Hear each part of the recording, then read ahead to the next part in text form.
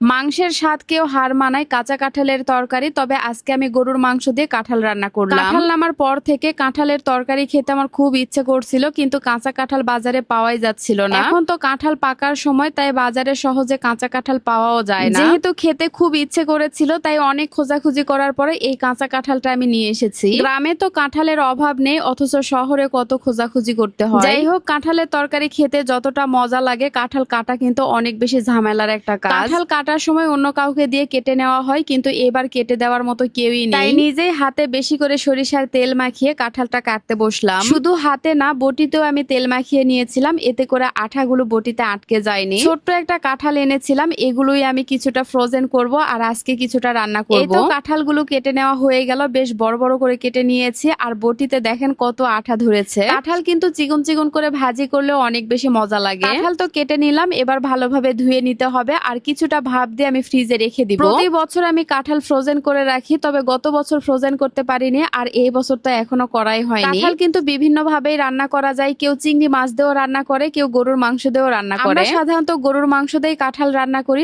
আবার এমনিতেও রান্না করি। আজকে আমি গরুর মাংস দিয়ে কাঁঠাল রান্না করব। ফ্রিজে অল্প একটু গরুর মাংস ছিল, তো সেগুলো বের করে নিয়েছি। যেহেতু এই সিজনের প্রথম কাঁঠাল রান্না করা হচ্ছে, তাই একটু স্পেশাল করেই রান্না করছি। গরুর মাংসগুলো ভালোভাবে ধুয়ে একে একে সব মশলাগুলো দিয়েছি, এরপরে হাতে ভালোভাবে মেখে নিলাম। মাংসগুলো প্রথমে কষিয়ে নিব, তারপরে কাঁঠালের মধ্যে দিয়ে দিব। মাংস তো বসিয়ে দেওয়া হয়ে গেল, এখন কাঁঠালের তরকারিটাও বসিয়ে দিব। প্রথমে কিছুটা পেঁয়াজ দিয়ে দিলাম, এরপরে বেশি করে আদা রসুন বাটা দিয়ে দিলাম। ভাপ দিয়ে রান্না করলে প্রথমে হলুদ দিয়ে একটু ভাপ দিলেই হয়ে যেত। এরপরে আমি বেশি করে মরিচের গুঁড়া দিয়ে দিলাম, তারপরে হলুদ গুঁড়া, জিরা গুঁড়া, ধনিয়া গুঁড়া, লবণ দিয়ে দিলাম। গুঁড়া মশলাগুলো দেওয়ার পরে সরিষার তেল দিয়ে রান্নাটা বসিয়ে দিলাম। গরুর মাংস যেভাবে রান্না করা হয়, কাঁঠালের তরকারিটাও আমি একইভাবেই রান্না করি। মশলার সাথে কাঁঠালগুলো ভালোভাবে নেড়ে চেড়ে সামান্য একটু পানি দিয়ে দিলাম। এই পানি দিয়ে কাঁঠালগুলো ভালো করে কষিয়ে নিব। বাদবাকি যে কাঁঠালগুলো ছিল সেগুলো আমি ভাপ দিয়ে নিয়েছি, এরপরে পানিগুলো ভালোভাবে ঝরে আমি পলিথিনে করে ফ্রিজে রেখে দিলাম। ফ্রিজে এভাবে রেখে দিলে 1 বছর পর্যন্ত ভালো থাকবে, যখন ইচ্ছা তখন বের করে রান্না করা যাবে। যাই হোক, এদিকে মাংস কষানো হয়ে গেছে, কিন্তু মাংসগুলো সিদ্ধ হয়নি, তাই আবারও বেশি করে পানি দিয়ে মাংসগুলো সিদ্ধ করে নিয়েছি। তারপরে কাঁঠালের মধ্যে মাংসগুলো দিয়ে দিলাম। মাংসগুলো দেওয়ার পরে কাঁঠালের মধ্যে আবারও কিছুটা পানি দিয়ে দিলাম, আর এই পানি দিয়ে আমার রান্নাটা হয়ে যাবে। এদিকে কাঁঠালের বিচি আর কয়েক টুকরা মাংস দিয়ে ভর্তা বানাবো। বেশি করে পেঁয়াজ রসুন দিয়ে এই ভর্তাটা করলে খেতে ভীষণ মজার হয়। পানি দিয়ে ভর্তার ভাজিটা একেবারে ভাজা ভাজা করে নিব, আর এদিকে কাঁঠালের তরকারিটাও রান্না করা হয়ে গেছে। বাগার দেওয়ার জন্য পেঁয়াজ আর রসুন লাল লাল করে ভেজে কাঁঠালের মধ্যে দিয়ে দিলাম। কাঁঠালের তরকারিটা দেখেই তো লোভ লাগছিল, কারণ এই রান্নাটা আমার অনেক বেশি পছন্দের। আমি কিন্তু এই তরকারিটাতে কোনো প্রকার ঝোল রাখিনি,